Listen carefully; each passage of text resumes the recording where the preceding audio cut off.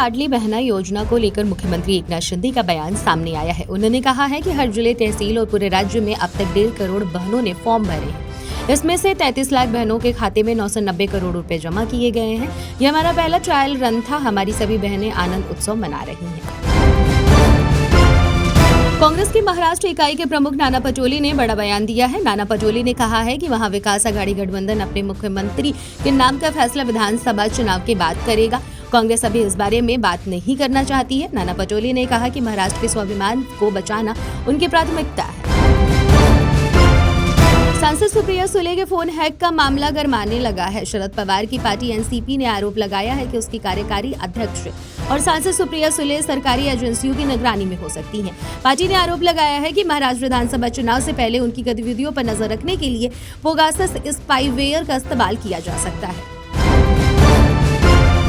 महाराष्ट्र में विधानसभा चुनाव से पहले राजनीतिक गतिविधियां तेज होती जा रही हैं। इसी बीच कांग्रेस ने मुंबई में न्याय यात्रा की शुरुआत। तो वहीं कांग्रेस की न्याय यात्रा के खिलाफ रणनीति बनाने के लिए मुंबई बीजेपी की ओर से बैठक बुलाई गई है।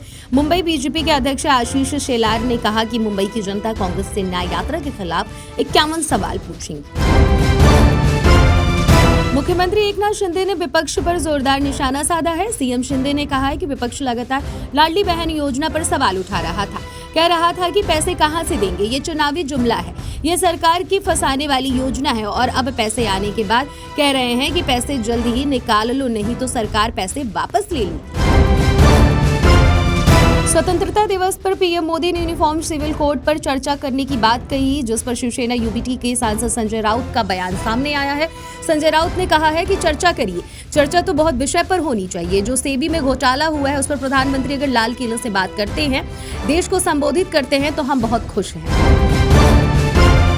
पीएम मोदी ने कहा, देश की आजादी को 75 साल हो चुके हैं। ऐसे में देश के कम्युनल सिविल कोड लागू नहीं होना चाहिए। इस पर एनसीपी एसपी की सांसद सुप्रिया सुले का बयान सामने आया है। सुप्रिया सुले ने कहा, यह बीजेपी नहीं एनडीए की सरकार है, इसलिए PM Modi secular civil code की बात कर रहे हैं। महाराष्ट्र में इस साल विधानसभा चुनाव होने वाले हैं। इसे लेकर बीजेपी, शिवसेना और एनसीपी अजित पवार गुट की बैठक हुई है, जिसमें तीनों दलों में आपसी एकता और सामंजस्य को मजबूत करने पर जोर दिया गया है। कहा गया है कि चुनाव जीतने के लिए साथ रहना जरूरी है। महाराष्ट्र में विधानसभा चुनाव से पहले नेताओं का पाला बदल शुरू हो गया है। माना जा रहा है कि इस बीच कांग्रेस को तगड़ा झटका लग सकता है। जानकारी सामने आई है कि राज्य में कांग्रेस पार्टी के 2 विधायक शिवसेना शिंदे गुट में जल्द शामिल हो।